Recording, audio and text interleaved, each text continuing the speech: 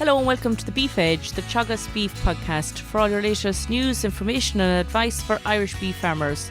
I'm Catherine Egan and this is the Grass10 update with Grass10 advisor Nikki Kennedy with grassland management tips for the month ahead.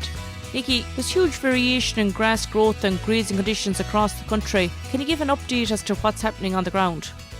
Yeah, you hit the nail on the head there with the variation. East to west, there's quite a lot of variation.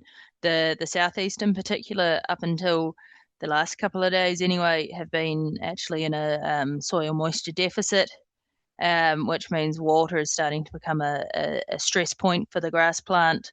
I know down on our Teagasc farm down in Johnstown Castle, they've had 25 mils of rain in the past few days, so hopefully that's addressing that issue. We've seen the rain widespread across the west of the country as well, but from the weekend onwards, we're looking good and sunny and warm, so grass growth should pick up, even though it has been sort of mixed up until this point for the last couple of weeks.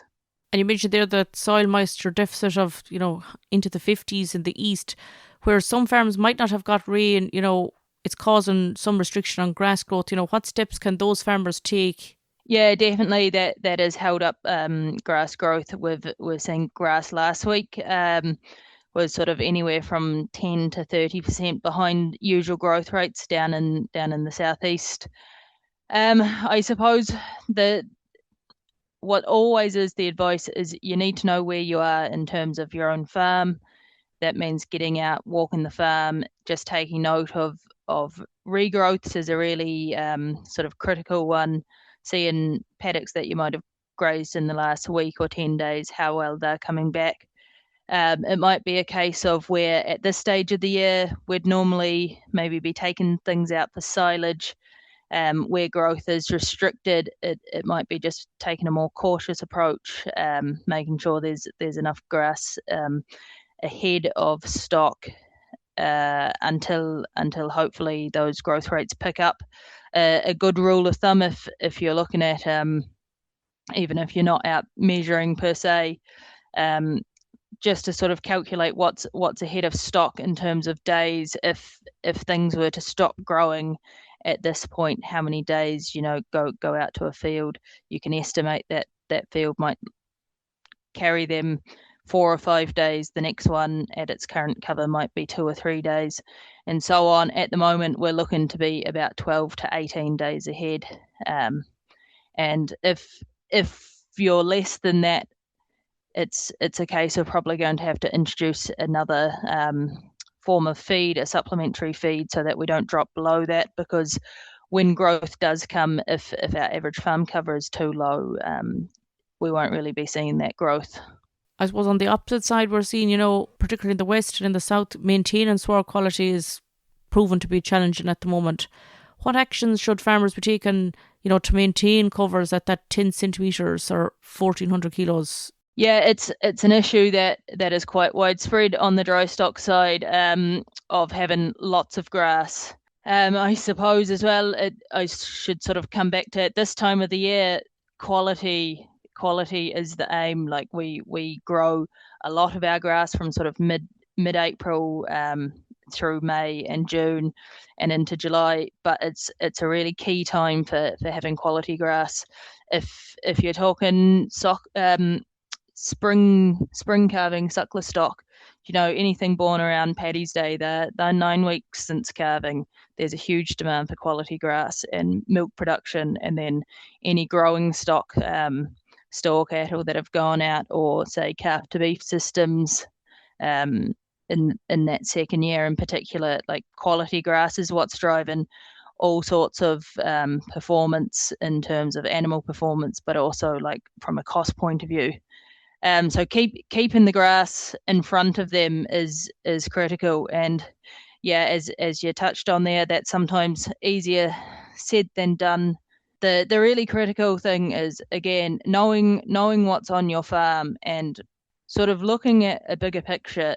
You have to look at where stock are going to go into and what they're going to go into sort of following that first decision. It might be a case of maybe not sacrificing, but taking out a couple of paddocks to ensure that everything else sort of lines up quality wise. There's no point sort of if you're looking at a very heavy cover, it could be 2,500, or when if you go and grab it from the bottom of the sward, you could be looking at 4 or 5 fistfuls of grass and with dead material at the bottom. If you chase cleaning that out, it could take you a very long time, and by the time you've done that, grass that would have been good quality has now gone poor quality. So it's a case of maybe missing some parts of the farm to ensure that the rest of it is grazed properly. A lot will be taking out some of those heavy covers that you mentioned there and putting them in possibly into a pit with silage, or might be coming off as harvested as bales. Silage will be harvested on a lot of farms in the coming weeks. Some have been grazed, some haven't been grazed. What tips have you for farmers at this stage to ensure that they're making quality silage in order to reduce concentrate supplementation as much as possible next winter?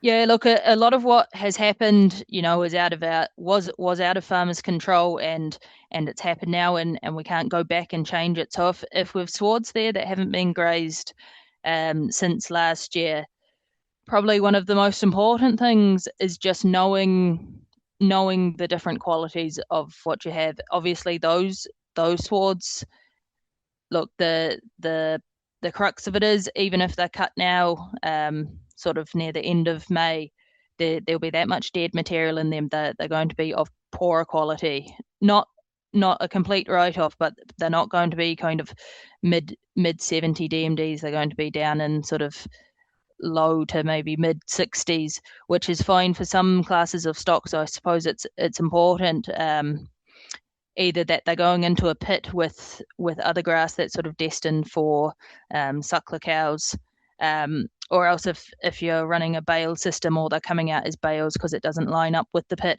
just putting them separately so that we know when we're feeding them to the right type of stock.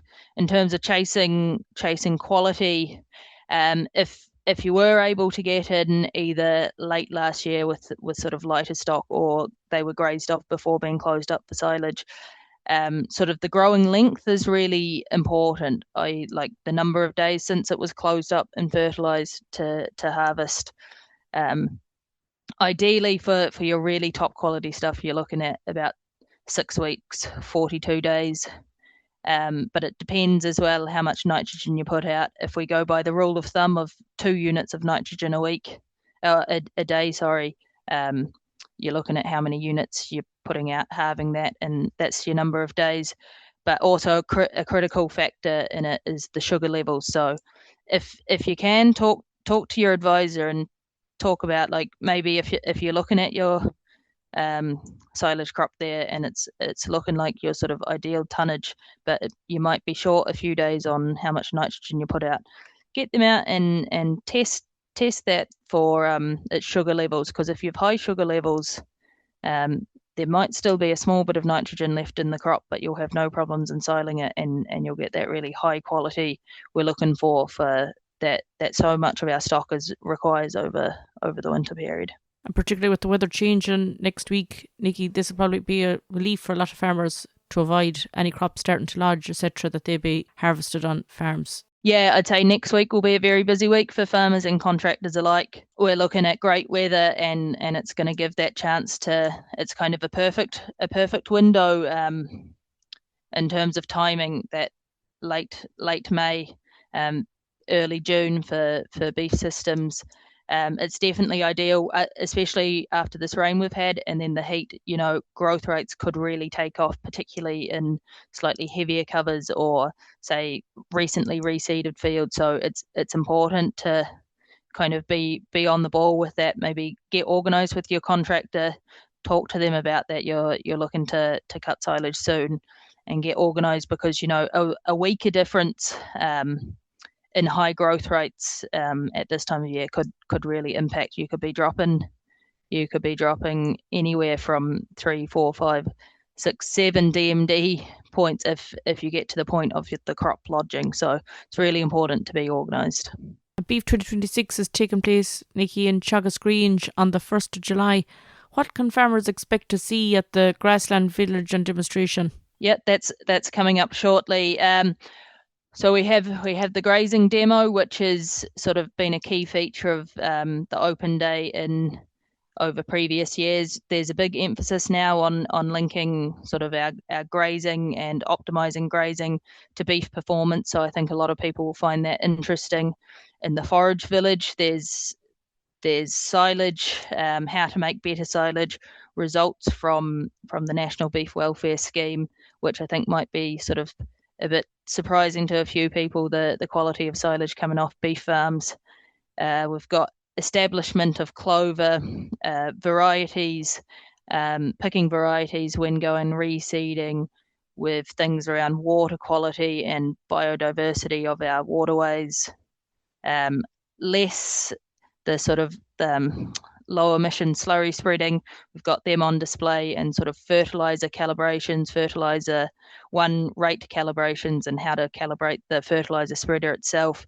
And then we have live demos on fencing and sort of water systems for maybe setting up paddocks or moving towards paddock systems, or how we can sort of in very simple ways manipulate our farms to make them better set up to get more out of our grassland. So there's lots going on in the forage village. That's great, Nikki. Thanks very much. Thanks, Catherine. That's all for this month's Grass10 update. Join me next week for your Beef Edge podcast.